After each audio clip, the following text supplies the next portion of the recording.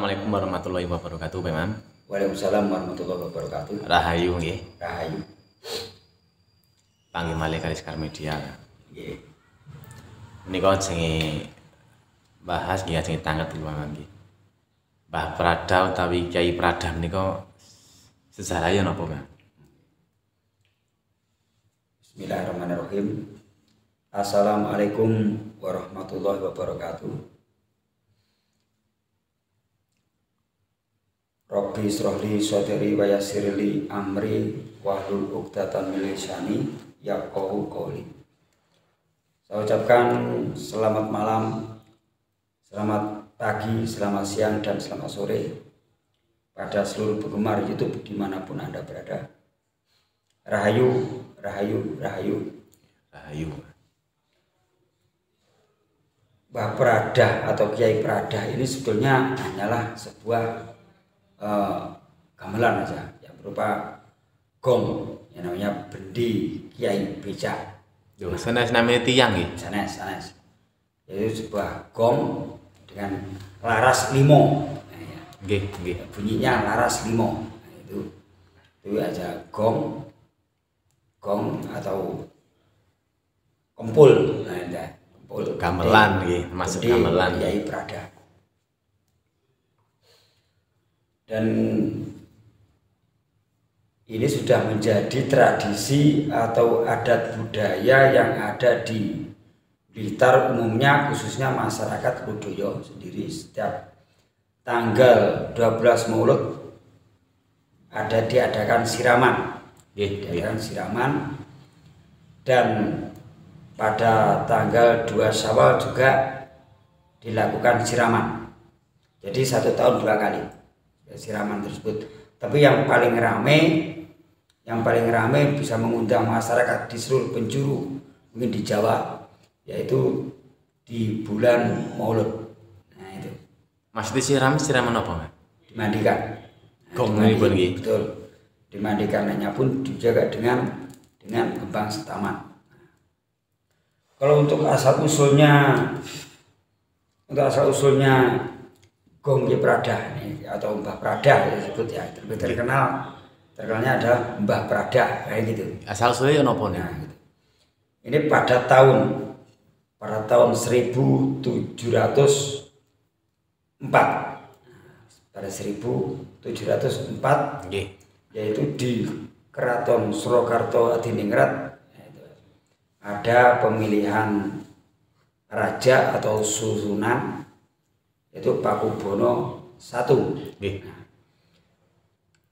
Dan kakaknya yang bernama Pangeran Prabu.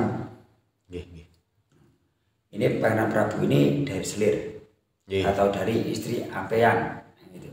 Sanes duki permaisuri nggih. Betul. Nah, makanya tidak diangkat menjadi raja. Justru yang diangkat jadi raja adalah adiknya. Begitu. Berhubung beliau sakit hati kepada adiknya, punya rencana mau membunuh adiknya tersebut. Tapi rencana itu tercium oleh Pakubono I. Tercium oleh Pakubono, akhirnya dihukum. Dan cara menghukumnya adalah untuk membuka hutan Ludoyo. Nggih tebih nggih, kasihan. Betul. Untuk perjalanan dari Surakarta ke Ludoyo ada perjalanannya lebih 1 bulan. Nggih melampah ya. Betul. Jalan kaki. Waktu itu belum ada bis. Belum ada bis. Dan ada kendaraan. Betul.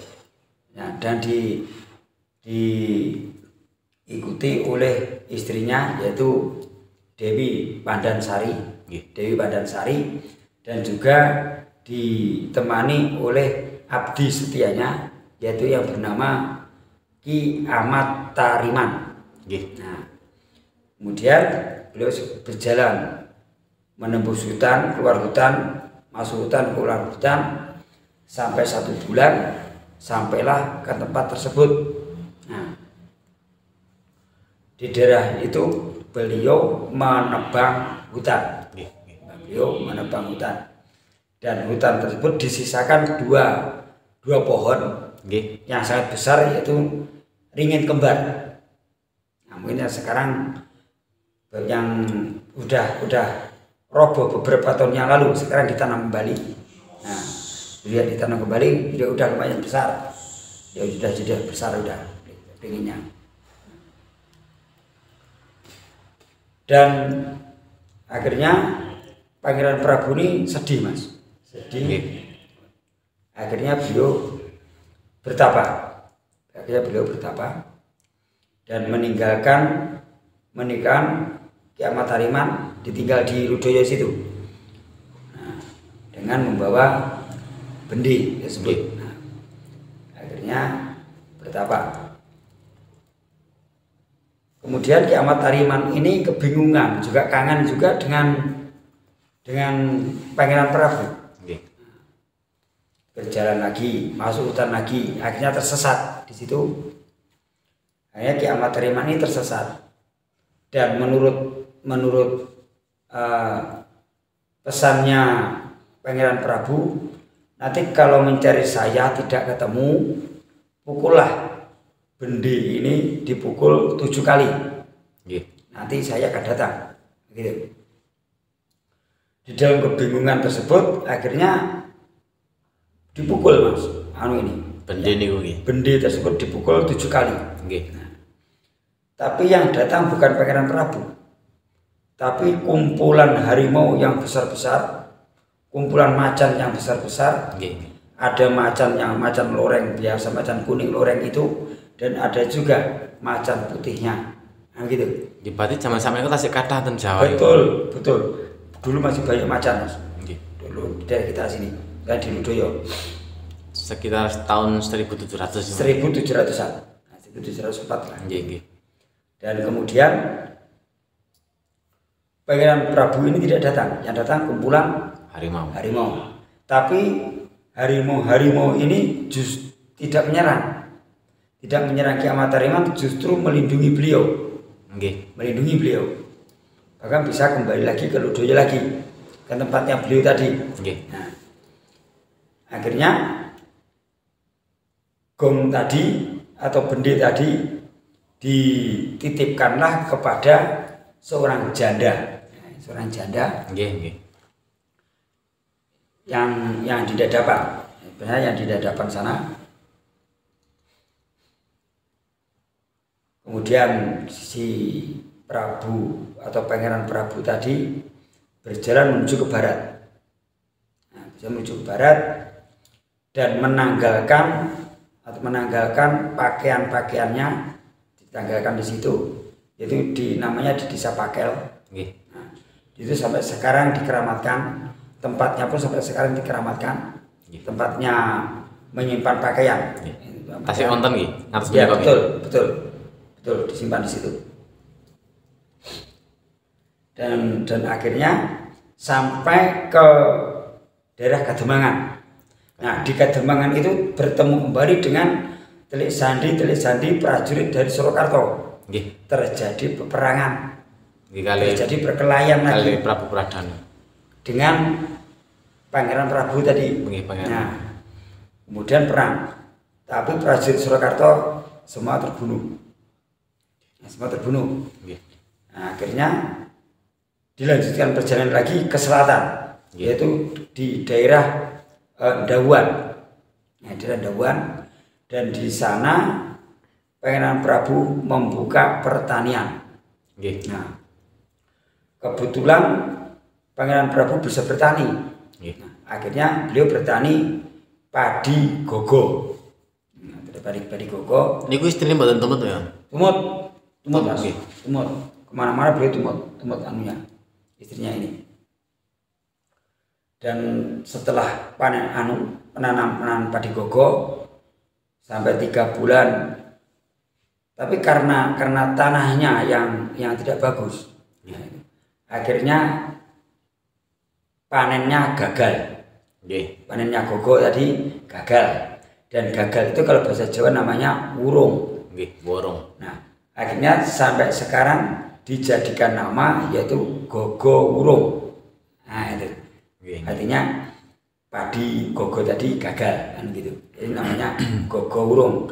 Dan kemudian setelah gagalnya bertani tadi, Pangeran Prabu berjalan lagi, Nggih. kembali lagi ke arah timur. Balik malih ngetan. Balik malih ke arah timur lagi.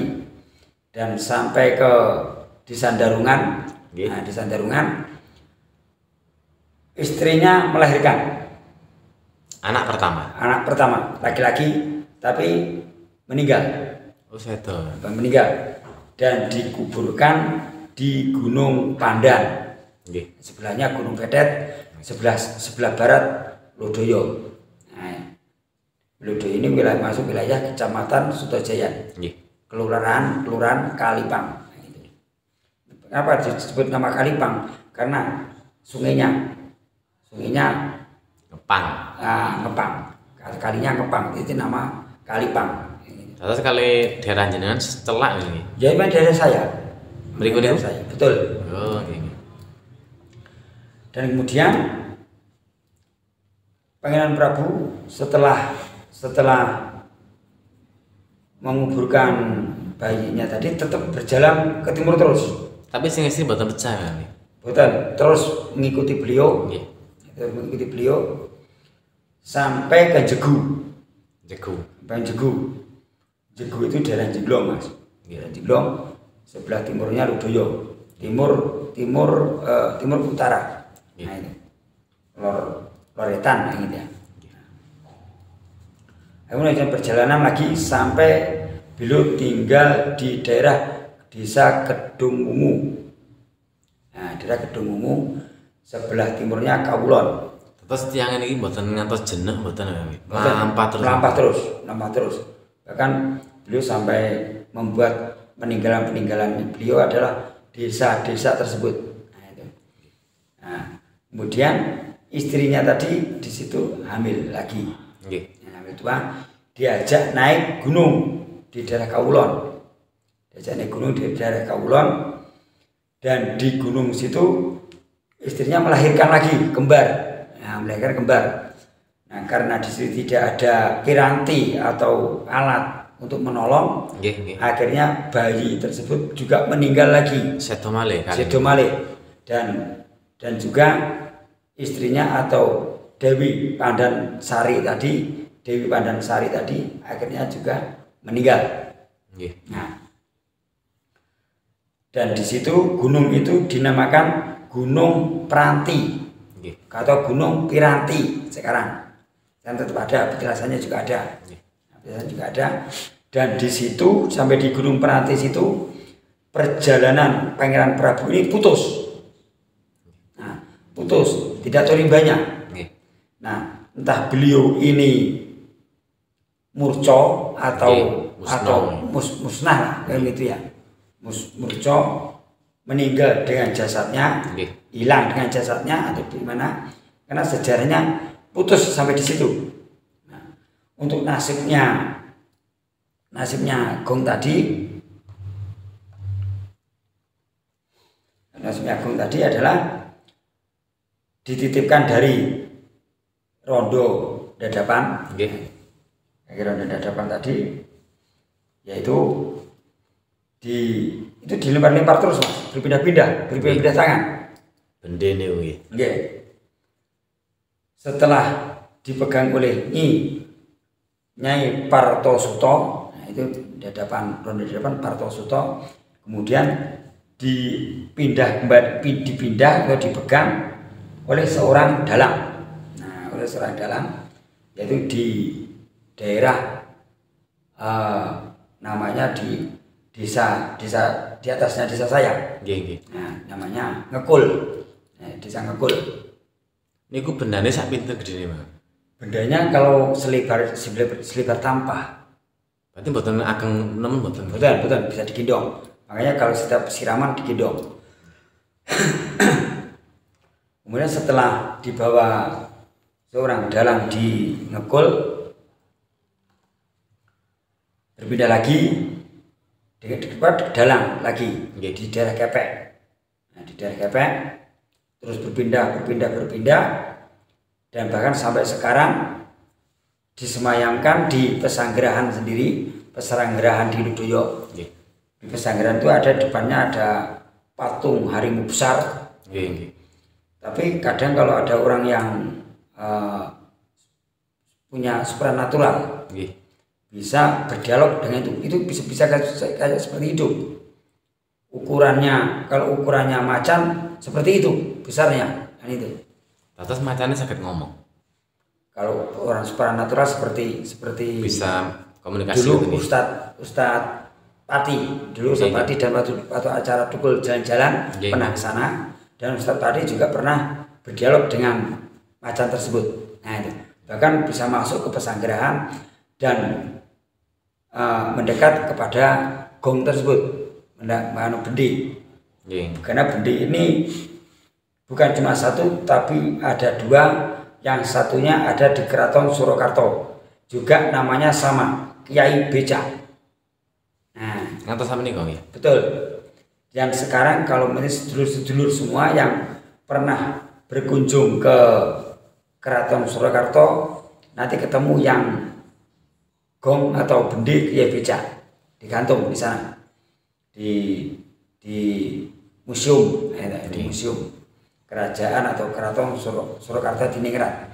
Yang di Ludoyo itu juga namanya juga sama, Kiai Beca. Nah itu Kiai Beca juga sama. Dan ini Kiai Beca ini adalah peninggalan dari Ki Ageng Selo, kemudian diberikan kepada Ki Gede Pemanahan. Ki Ageng Selo menika lak murid Sunan Kalijaga. Betul yang penangkap petir. Nggih. Kemudian dipegang oleh Ki Gede Pemanahan. Setelah Ki Gede Pemanahan meninggal, akhirnya yang membawa bendi tersebut adalah Panembahan Senopati Raja Mataram, Mataram Islam waktu itu. Dan kemudian terus menurun terus, akhirnya menurun ke Pangeran Prabu tadi. Nah, dan bendi ini sama dengan bendinya Sunan Kudus. Sami dengan kepunyaan Sunan Kudus. Nah itu, mungkin ada dua, yang satunya yang ada di Surakarta itu. Nah, jadi yang datang waktu ada acara siraman di bulan Mulut di Pendopo Ludoyo, Pendopo Kecamatan Ludoyo, itu bukan cuma orang-orang di daerah Blitar, tapi juga keluarga dari Keraton Surakarta pun juga itu bisa datang. Nggih, mirsani mriku nggih. Betul. Nah, ini dari leluhur-leluhurnya juga. Nah, itu. Bahkan sampai sekarang bisa tetap kita saksikan setiap bulan Mulut dan 2 Syawal. Nah, 2 Syawal bahkan konon airnya yang untuk mandi, bekasnya untuk yang mandikan itu bisa untuk obat keju, pegelinu, encok, rematik dan sebagainya. Mereka bakul jamu. Nah itu. Dan untuk ini adalah gong Kiai Prada adalah ikon masyarakat Ludoyo, kebanggaan masyarakat Ludoyo yang tepatnya di Kabupaten Blitar. Nah itu. Terus ngantos sampai saged damel tradisi nami. Betul, tradisi. Sekarang bukan cuma mendengar cerita, padahal sampai sekarang kita bisa menyaksikan sebuah gong atau bende Kiai Beca yang sangat keramat itu. Nah itu. Ini yang menarik nih ya, Bang. Pangeran Prabu. Pangeran Prabu. Menika napa nggih tiyang sakti, Bang? Pangeran Prabu ini lumayan sakti karena menghadapi pasukan-pasukan Telik Sandi ini yang pasukan pilihan, pasukan khusus. Yang diutus untuk membunuh Pangeran Prabu. Nah, tapi justru terbunuh. Nah, tiang mboten sakti lah, mboten sakti. Nah, ya betul. Karena perintahnya dari sana kan, kalau Pangeran Prabu nanti masih belum mati, bunuh. Gitu. Dibunuh dengan senjata. Tapi akhirnya Pangeran Prabu juga tidak bisa dibunuh. Malah yang pasukan-pasukan dari Surakarta ini justru yang terbunuh semua habis. Iku sing merintahkan pembunuhan sinten, Pak? Dari keraton, Mas, dari keraton Surakarta sendiri. Nah itu. Dan mungkin ini untuk studi semua ini yang belum tahu Kiai Prada ini bisa nanti kalau waktu ada acara siraman Kiai Prada di bulan Maulud, monggo ningali mriko. Nah, ningali. Nanti kalau sebelum siraman ada acara-acara, ada hiburan-hiburan di sana. Dan setelah siangnya dimandikan atau siraman, malamnya baru ada pergelaran wayang. Yang terakhir kemarin ada pergelaran wayang sebelum ada Covid. Nah, sebelum ada corona, dalangnya adalah dari Malang sendiri, yaitu Ki Purbo Antono. Ki Ardi Purbo Antono yang mendalang ke sana. Nah, itu. Pasti niku wayangan ya, Nggih. Pasti wayangan. Setiap malam setelah siraman pasti diadakan wayang. Tapi wayang-wayangnya dalang-dalang yang terkenal Mas, yang dipetakan di sana.